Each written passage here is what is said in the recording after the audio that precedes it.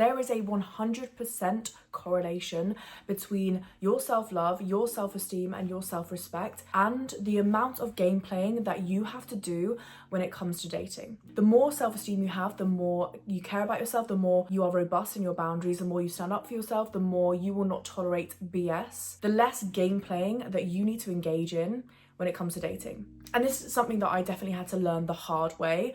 If you go to my video on limerence, I will talk about the fact that I had an anxious attachment style. I was really enjoying the chaos that came with game playing and, you know, doing that kind of thing when it came to dating, but it never actually served me on a deeper level. Yeah, it was kind of exciting for a moment. Yeah, it was kind of fun you know, at the time. But now, in sort of coming into my late 20s, I am no longer interested in that. I want a partner. I want somebody who I can share a life with. I want somebody who makes me feel emotionally safe, who makes me feel good. And that is not going to happen when you game play. And I'm going to talk to you about how you can get out of game playing in this video. I'm going to talk to you about why we do it and what it is, and then also talk to you about how we're going to fix it. So to start off with, when you have high self-esteem, when you have a high sense of self, when you have a huge amount of self-trust, you are not even looking at the shit down here. So the game playing exists down here. When you are so attuned to red flags, you are going to walk away the moment that you sense one. Unfortunately, when we're game playing, we tend to ignore red flags. We tend to make excuses for people. We tend to brush aside lack of consideration, lack of care, a disregard for your feelings, because we're excited by that game playing. We're excited by the chaos. We're excited about, you know, will they, won't they? The thrill that you get when they show you a bit of attention, but then fundamentally maybe don't actually care that much about you. That is exciting, and that's definitely where I was a few years ago, certainly probably my early 20s. That kind of up and down was very thrilling for me. Even though it fucked with my nervous system, even though it fucked with my sense of self and my self-esteem, I was like riding off that, because that was really all the kind of positive I had when it came to dating. I didn't know any different. When you have high self-esteem, however, you don't want to do that. You find it exhausting, because it is so boring, exhausting, and it leaves you feeling very unfulfilled. It will take everything from you and leave you with nothing. The more self-esteem you have, the higher level of self-respect you have, the more you can trust yourself to stand up for yourself and set boundaries, the less red flags you will tolerate, and therefore you are only seeing the cream. You are only seeing the good people. You are only letting in the people that will treat you with respect, because everything below that, you know, the red flags, the dodgy behavior, the inconsideration or the lack of consideration, the disrespect, you're fucking off the moment that you sense any of that, which is all part of game playing, all part of strategy. Oh, I need to leave it, you know, a certain amount of time before I reply. Oh, I need to like psychoanalyze the reply that I respond with, or psychoanalyze the text that they send me. And oh, I need to go on this amount of dates before I even, you know, do this with them, or you know, all of it is just like, nothing's natural about it. All of it's strategic, all of it's like game playing. None of that stuff bodes well for your nervous system being calm, for your mental health being good, for your anxious attachment to be calm as well, or to have this sort of like stable attachment, to have a regulated attachment style. All of it contributes to you feeling shit. And look, it's all good and well me being like, you need to build self-esteem, you need to start standing up for yourself, you need to, you know, stand on your boundaries. This stuff is difficult. And the ways in which I have stopped game playing and got out of that space, and therefore attracted a partner that it was very natural when it happened. There was no game playing. I never worry about whether or not he likes me or not. Getting to that point required these 3 things. Heal your anxious attachment is to heal that feeling that you need to get external validation or derive your worth from external validation. And finally, asking yourself why you find chaos and game playing exciting. What is it distracting you from? What is it about the chaos that you enjoy? Is it something that you're familiar with? Is it something that you feel like gives you a thrill in your life that other things don't give you a thrill in? Asking yourself those questions is going to help you understand why you feel this way in the first place, and then how you're going to get out of it. So number 1 is, of course, working through your anxious attachment style. Now, you might not want to do this, and I'm going to give other options as well, but one of the best things that genuinely helped me overcome my anxious attachment style was, if you're dating and actively dating, have more than one person that you are dating, or have more than one person that you're interested in, you're talking to, because it stops you from getting so invested in one person. It stops you from getting so attached to one person. You know, your eggs aren't all in one basket. You are dating around, you're cherry picking what you do and you don't like. Again, go to my video on limerence, because this is one of the things that got me out of limerence and therefore my anxious attachment style. But dating around essentially means that you're not getting too focused on one person. When we're in limerence, we have an object of our desires that we focus on, and we start to envisage a future with them. We start to think about a potential with them. That stops when you're dating more than one person, because you don't have the capacity to do that, especially if you've got other stuff going on, like, you know, work, a career, you've got goals. You do not have the capacity to focus only in on that person. More times than I can remember, dating multiple people helped me detach, because say if it didn't work out with one person, I wouldn't feel so like heartbroken and forlorn when it didn't work out. You know, I've got somebody else that I'm interested in, and you know, I'm still open to dating, and it kind of just like eased that process. And I'm not saying that's the only thing, I will get onto other options as well, but that dating around was definitely one of the ways that I escaped limerence, one of the ways that I was able to like detach, because your focus is kind of divided and you don't even get the opportunity to get really invested in one person.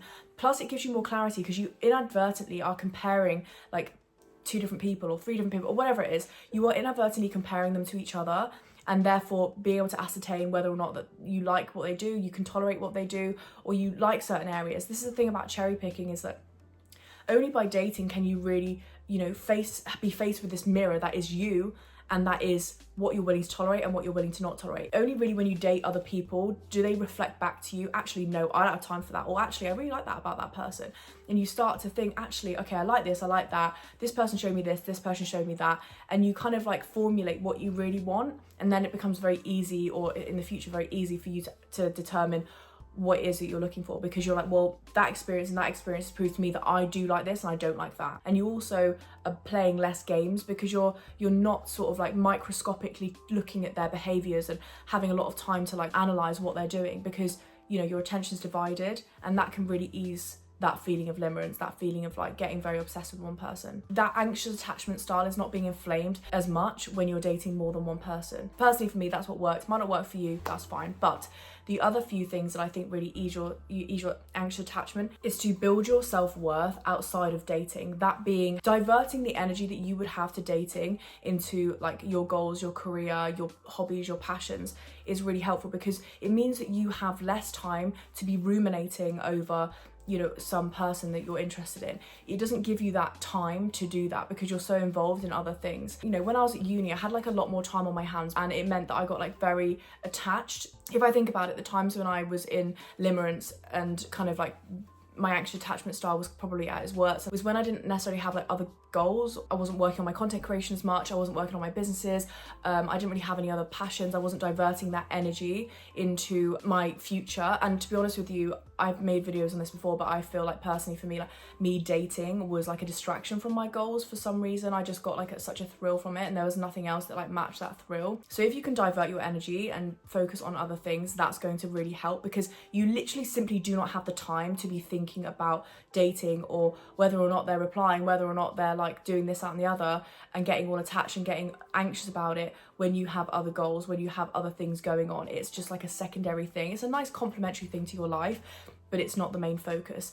Decentering it as like the main focus of your life is really going to help you. The most important thing in your life is like your goals, your passions, like what you want to create for yourself, and that should be your number one priority. A man or, you know, a partner is very much a secondary thing. It's very much like a complementary thing to your life, but it doesn't complete you. You're not missing anything without it. I think also exploring why you feel this way as well, it really helps. Like having a self-awareness around why you feel like you're in limerence, why you feel like your self-esteem is attached to whether or not somebody is replying to you, whether or not somebody's paying you attention. Like what is the hole? What is the hole that you're experiencing that is making you feel like you have to gameplay, that you have to engage in like limerence, you have to engage in game playing, you like that thrill, you like that chaos? What about it is attractive to you? Because is it familiarity? Because that's what you own, that's all you've ever experienced?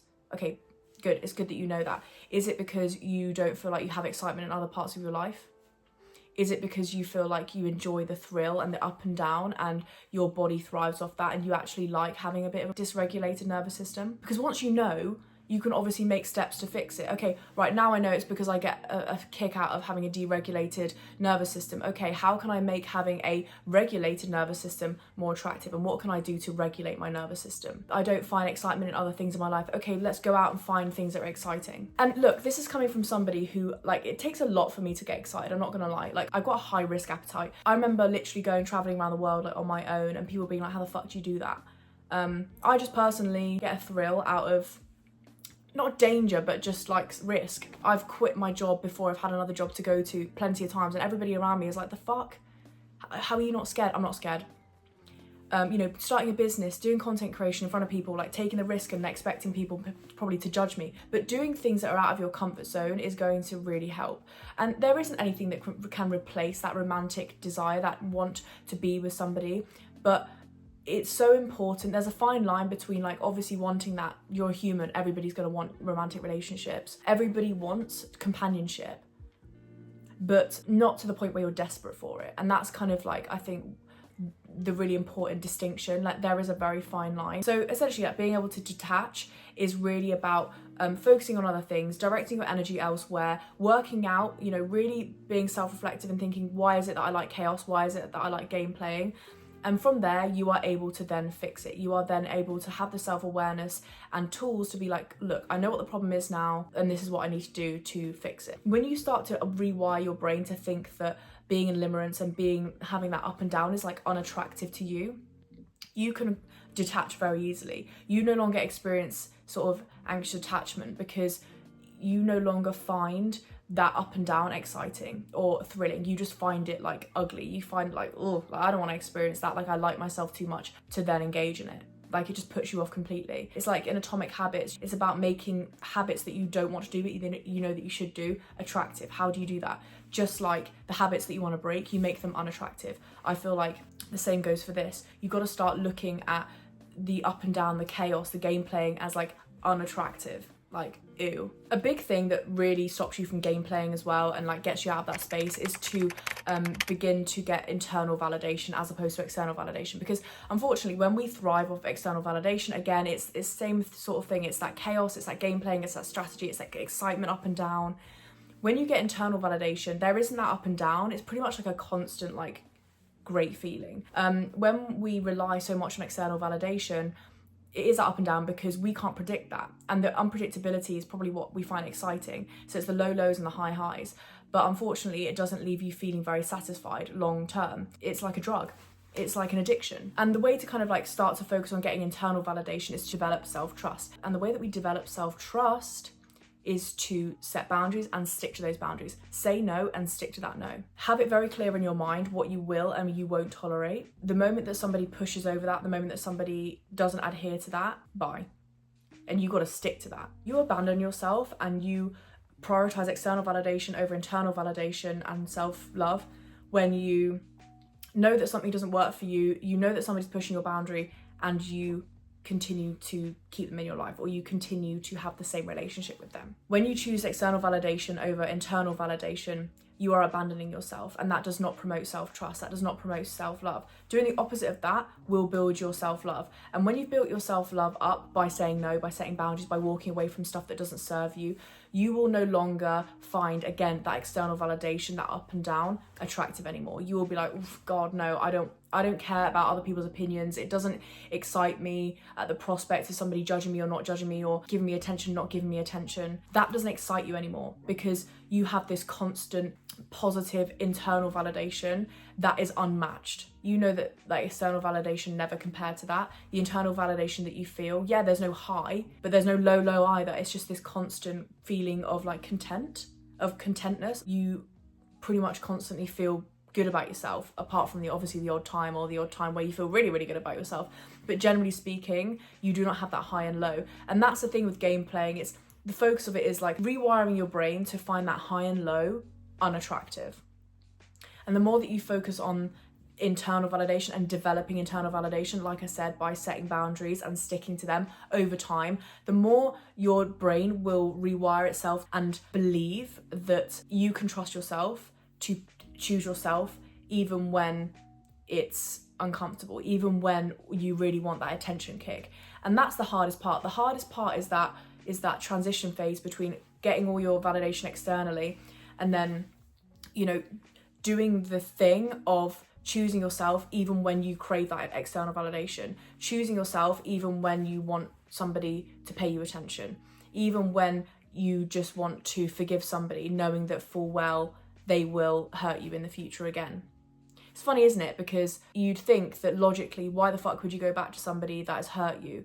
But it doesn't matter. If it's familiar to you, if it's like exciting for you, if you've got attached to them, you kind of turn a blind eye to all that stuff. So not turning a blind eye and actually being real with yourself, being strict with yourself is going to alleviate and liberate you from external validation, which fundamentally leaves you feeling like a shell of yourself. External validation in general and like focusing on that leaves you feeling like you have to mold yourself to everybody else and you're not choosing yourself. You have to abandon yourself in order to gain acceptance and attention from other people. And it's not a long-term strategy for self-love and for self-esteem. Self-esteem only comes from internal validation, and internal validation comes from self-trust.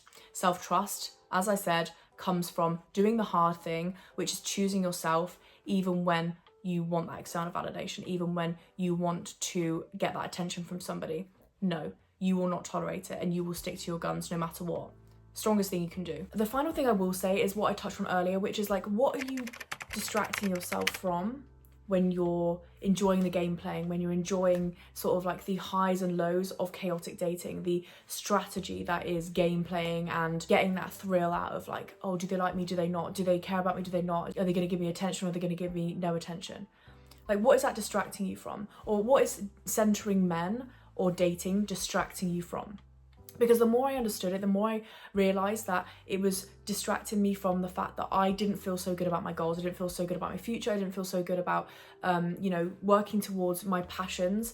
I felt like I was kind of lost, I'm not going to lie to you. Doing this sort of game playing, fun and chaotic kind of game playing when you're dating can be quite a fun pastime when you don't necessarily have like other goals outside of that. When I started to actually face the fact that I needed to work on my goals, when I needed to try and do things for my future, start to develop good habits, the dating stuff kind of took a back step. I feel like that's the sort of thing that you focus on outside of work when maybe you don't have lots of other hobbies or other hobbies that you can sort of channel your energies into. I think a lot of people desire companionship, romance, of course, it's going to be part of your life. But I think letting it dominate a big part of your life is where the problem lies, because again, you have so much time to think about it and therefore you're engaged in the game playing, you're microscopically looking at how people are behaving and what they're doing and whether or not they like you. When you've got other goals, aspirations, you focus on that. Dating takes a step back and therefore you're not so attached, you're not so invested, you're not so microscopic with it. Game playing doesn't serve anybody. It makes you feel like you're never in control of your dating life, and I think that's the lack of control is what people find exciting. Shit. You know what? I'm going to carry on even when my light doesn't work. That's fine. Still look cute. And you know what? This is what happens when you're a content creator. I remember I got to a point where I was like game playing still and just feeling like, fuck, I have no control over like how I feel about myself. And I think when you get to that point where you're like, I want to have more control over my self-esteem and how I feel about myself, that's when you want to disengage from game playing and game playing within dating. All that validation that you get from game playing, all that excitement is like fleeting, and it's also unsustainable. And unfortunately, unsustainable self-worth obviously leaves you feeling empty. It can leave you feeling really low. Anyway, that is it for today. Thank you so much for watching. I hope you found some value. I hope it really kind of reassured you. It gave you some tools. If you are in that kind of game playing stage and you're just like, oh, I'm fed up with this, like I just want to feel more in control of my dating life, then I hope that this helped. I hope you found validation. If you do have anything that you want to add as well, please let me know, because I also feel like I'm only going on my own experience. Like, I'm sure there are other strategies and I would love for you to share those things, how you've got out of limerence, how you've kind of overcome anxious attachment style, how you no longer gameplay, like what was the switch that took place. I really want to know. But with that, thank you so much for watching. I really, really appreciate it. Subscribe, like, share, comment. It means everything to me if you can do that. I'm trying to grow this channel. I want to be able to do content creation full time. So if you can support me, it means absolutely everything. Thank you, and I look forward to seeing you in my next video. Bye.